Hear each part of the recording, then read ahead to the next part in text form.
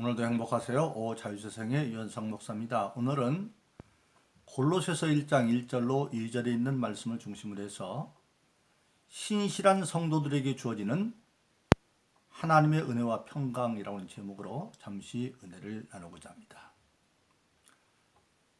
오늘 저와 여러분들 예수 믿는 모든 사람들 가운데 소위 세상에서 말하는 왔다리 갔다리 신자가 아니라 신실한 성도들, 즉 그들의 믿음이 생활 속에서 산 증거로 나타나는 사람들, 그런 성도들에게는 반드시 예수 안에서 모든 상황을 초월한 하나님의 평강이 주어지도록 되어 있습니다.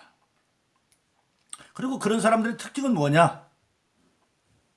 믿음이 없는 사람이나 세상 사람들 같으면 허둥지둥하고 불안에 떨고 그럴 것 같은데, 그런 신실한 믿음의 사람들은 똑같은 상황에도 불구하고 태연하고 침착하고 요동하지를 않습니다. 왜 그러느냐?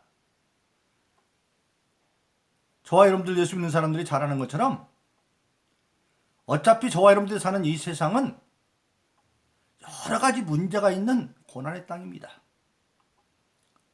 창세기 3장에 보면 인류의 조상 아담이 선악과를 따먹고 범죄함으로 말미암아 하나님이 그를 재판하시면서 아담에게 이렇게 말합니다.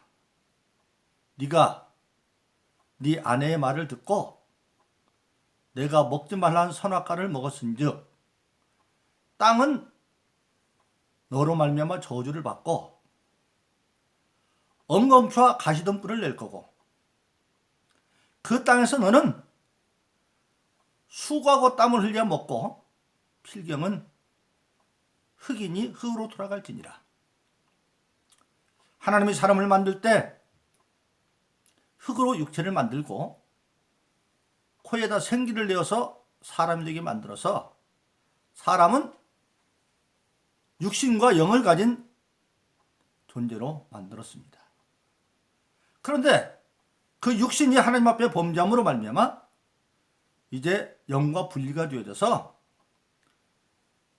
필경은 수고하고 고통스러운 삶을 살다가 흙이니 흙으로 돌아갈지니라. 일반적으로 생각하면 사람이 죽어서 썩어서 흙이 되는 줄 알았는데 흙이기 때문에 흙으로 돌아가는 겁니다. 이처럼 우리 인간이 사는 세상은 죄로 말미암아 죄 짓기 전에 하나님이 허락했던 그 좋은 에덴 동산 낙원, 아무것도 부족함이 없는 그 낙원에서 쫓겨나서 저주받은 땅에 살아가는 엉겅퀴와 가시덤불이 있는 그런 곳에서 정말 유행가 가사처럼 인생은 가시밭길, 발을 뜰 때마다 가시가 발바닥을 찔러으로 고통 가운데 신음하며 살아가는 그런 상이 삶의 현장이었습니다. 그런데 오늘 저와 여러분들이 예수 믿고 거듭나면 하나님께서 그런 악한 환경을 극복하기 위해서, 또 그 악한 환경 위해서 악한 마귀가 괴계를 가지고 믿는 자라 할지라도 어떻게든지 다시 타락시키려 하고 있다. 그래서 에베소 6장은 저와 여러분들이 사는 이 세상은 근본적으로 악한 날 마귀의 계계와 대적하기 위해서 하나님의 전신갑주를 입어라, 그렇게 말하고 있습니다. 마귀의 괴계는 첫째는 교활하죠. 두 얼굴, 겉으로는 웃는 것 같지만 안에는 이를 갈고 있고 교활합니다. 속다르고 겉다르죠. 그 다음에 괴계의 두 번째는 모략, 치밀하게 사전에 계획을 짜는 큰 치밀한 모략이 있고, 그런데 결국은 보면 마귀는 거짓의 아비, 결국은 거짓말이에요. 이브를 처음 속일 때도 선악과를 가지고 속인 것처럼 사람들의 욕심을 자극해서 먹어서 안 되는 선악과를 먹어도 괜찮다. 네가 먹으면 죽지도 않고 네가 하나님처럼 지려준다. 지혜롭다. 그래서 거기에 속아서 바라보니까 그만 먹음직하고 보암직하고 하나님처럼 지혜로울 만한 그런 탐스러운 과실이었다. 결국은 거짓말이죠. 그래서 마귀의 계계가 바로 그런 거예요. 교활하고 아주 치밀하게 모략을 세우고 결국은 그런데 그것이 다 거짓말이에요.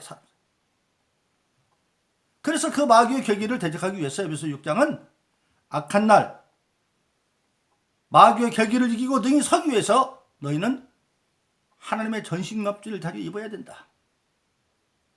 그래서 전신갑주는 완전 무장하는 건데 머리에는 구원의 투구, 가슴에는 사랑을 사는 의의 형제, 그리고 손에는 한 손에는 믿음의 방패, 한 손에는 성령의 검 하나님 말씀, 허리에는 진리 허리띠 하나님 말씀, 그리고 마지막 발에는 평안의 복음의 신발을 신으라 그렇게 말하고 있습니다. 즉 발 아래는 엉겅퀴와 가시덤불이 있어서 발을 찔러 고통스러운데 그것을 평안의 복음의 신발 신으면 그 신발은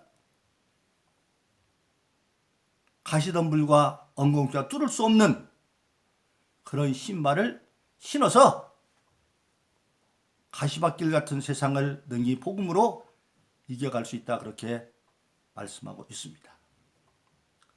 그것을 구체적으로 어떻게 그 고통스러운 현실에서 고통을 이기고 어떤 상황에서도 마음의 평안을 주며 살아갈 수 있느냐. 그것을 성경은 빌보서 4장 6절로 7절에서 구체적으로 말씀하고 있습니다. 아무것도 염려하지 말고, 즉 사람이 살아가면서 벌어지는 온갖 가지 염려의 것들이 많이 있습니다. 문제 땅이기 때문에 고통스러운 문제가 많이 있습니다.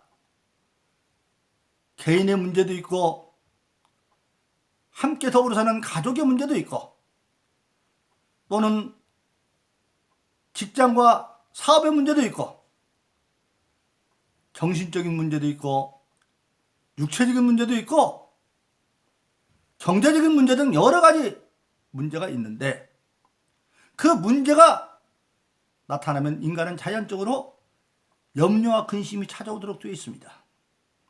그런데 그때 성경은 아무것도 염려하지 말아라. 그럼 아무것도 염려하지 않으면 어떻게 되겠어요? 믿음이 있어야 염려를 극복할 수 있죠. 즉 이런 모든 문제가 있는데 그 문제를 나로서는 어떻게 극복하고 해결할 수 없지만 그러나 그것을 나보다 더 능하신 분이 해결해 줄 수 있다고 한다면 그때 나는 할 수 없지만 해결해 주는 걸 믿고 염려로부터 벗어날 수가 있는 거죠. 그럴 때 사람들은 자기의 문제를 해결할 사람들에게 SOS를 칩니다. 근데 성경에 보면 그때 하나님은 이미 우리에게 와 계십니다. 성령으로.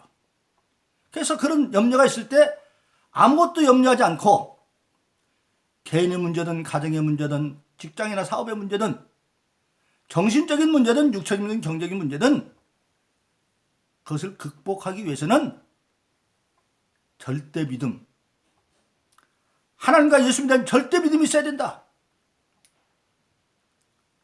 성경은 그것을 보증하고 있죠. 그 대표적인 성경 가운데 하나가 로마서 8장 31절로 32절에 있는 말씀입니다. 만일 하나님께서 우리를 위하시면 누가 우리를 대적하겠느냐. 조금 전에 에베소서에서 악한 마귀가 대적한다고 그랬죠. 하나님이 우리를 위하시면 마귀 같은 것이 우리를 대적할 수가 없다는 겁니다. 대적해봐야 하나님과 함께하는 우리가 이긴다는 겁니다. 그러면서 로마서 8장 32절은 이렇게 말합니다. 그 아들을 아끼지 아니하고 주신 하나님이 그 아들과 함께 모든 것을 은사로 주시지 않겠느냐. 은사는 뭡니까? 성령 받은 자에게 유익한 삶을 살라고 나타나는 것이 은사입니다. 고린도서 12장에 보면 성령의 은사가 9가지가 있죠. 성령의 열매가 9가지 있는 것처럼 그 은사가 때에 따라서 나타나요.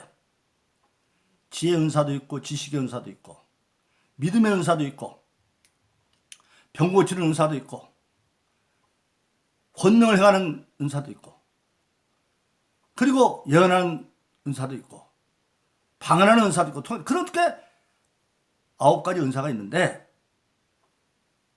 그 아들과 함께 은사를 주지 않겠냐. 즉 성령을 이미 받았기 때문에 필요에 따라서 지혜가 필요한 지혜의 은사로 믿음이 필요한 믿음의 은사로 권능이 필요한 권능의 은사로 병 고치는 은사로 필요한 병 고치는 은사로 그런 은사를 주어서 이기게 해준다는 겁니다. 그래서 그것을 믿는 것이 절대 믿음이죠. 세상 사람들은 약속을 해놓고도 불가항력 때문에 약속을 어길 수도 있어요. 아무리 그 사람이 진실해도 상황이 바뀌어버리면 사람으로 할 수 없는 것. 그러나 하나님은 전능하시기 때문에 반드시 약속을 이룰 수 있는 것이다. 그래서 그 하나님에 대한 절대 믿음을 가지고 있으면 우리는 모든 염려 걱정으로부터 일단 벗어날 수가 있다. 지금 여전히 문제는 있습니다.